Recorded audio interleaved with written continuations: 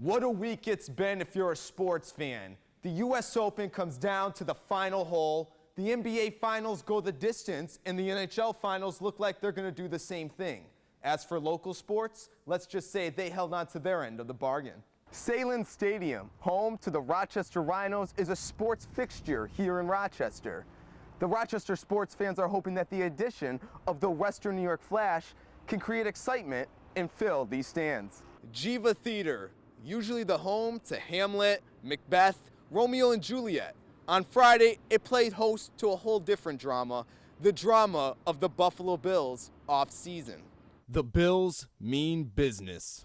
That was the message Coach Doug Marrone passionately preached in his stop at Jiva Theater Friday morning. The rookie head coach, joined by CEO Russ Brandon, understands the culture change that needs to happen in Buffalo. Taking over for a team with the longest NFL playoff drought is challenging enough.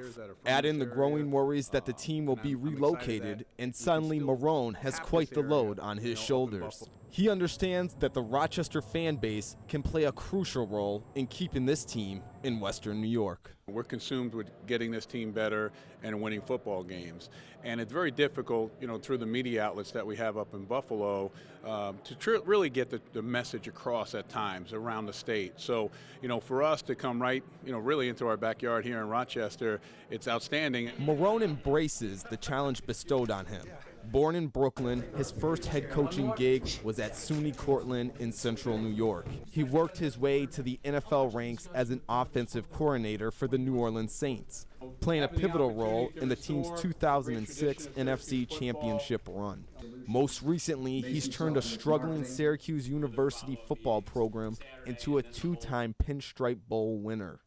His love of the state and his knack for turning losing teams into winners makes him an ideal fit in Buffalo, a coaching seat that he truly believes he can fill for a long time. The fans in Rochester are happy to help. I'm excited that we can still tap this area, up in Buffalo, because they're extremely passionate about football. Coach Marrone confessed his love of theater and even quoted the play Othello. For Buffalo Bills fans, they're hoping that what he's selling is much more than a Midsummer Night's Dream. Reporting in downtown Rochester, for News 8, I'm Andrew Banas. Anyone who plays golf strives for that perfect drive. Gavin Hall has played long enough to know sometimes you end up in the rough. I know that no way, it's a perfect road to where you want to go. So I feel like dealing with adversity early is almost a better thing. Because either way, you're going to get it in your life. Gavin was heavily recruited his senior year at Pittsford Mendon. He chose UCLA, and just weeks after arriving on campus, he realized it wasn't the right fit. I went early from high school and got settled in with the team and the coach. And right around 4 weeks into it, I kind of realized this wasn't for me. It was a big change personally and as an athlete. Gavin returned to Rochester, not defeated or frustrated, but excited at the new possibilities. Being reunited with friends and family helped make the transition that much smoother. All my friends are just, they're happy that I'm back, and it makes me appreciate things a lot more. Being home again gives Gavin the opportunity to be a kid again, maybe go to a senior ball, and most importantly, there's no pressure. That's because he has until August to decide which school he'll attend. In the meantime, he's enjoying the moment. To have another chance, it's really rare for a student athlete to have, a transfer case like this. I know exactly what I'm looking for. So I think, when I make my visits next month, I'll really realize, what's a good fit, what's not a good fit, and where I can see myself playing for 4 years. The first swing may not have been a hole-in-one, but Gavin Hall knows he can still save par. For News 8, I'm Andrew Banas. Don LeBeau knows what the skeptics think. We definitely get the sense from some people that boxing is not a women's sport. But it hasn't stopped you at all? Heck no. She wanted an outlet for her and her daughter Jen to band together and stay fit. So she reserved 1-hour training sessions twice a week at Rock Boxing.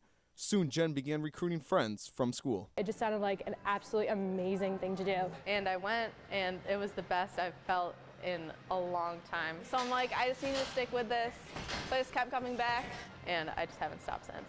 And so Mercy High School Girls Boxing Club began. It wasn't long after when Jen and her mom realized they had started something special. It's definitely neat to have broken out of that status quo of kind of an all-girls Catholic school having this boxing team. And I think it's broken down some barriers. 3 years later, now 14 girls train and box with Don and Jen, along with 3 other Mercy staffers.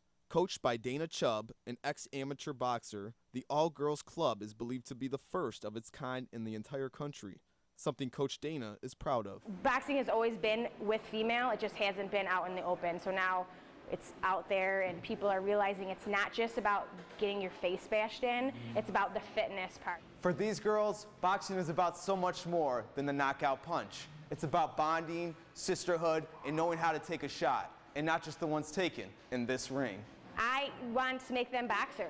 I want them to work out hard, train hard, and get into the ring and feel what the great feeling of being in the ring is. Mercy Boxing reached its pinnacle 2 weeks ago when the Mercy girls were invited to participate at the Aquinas Mission Bouts.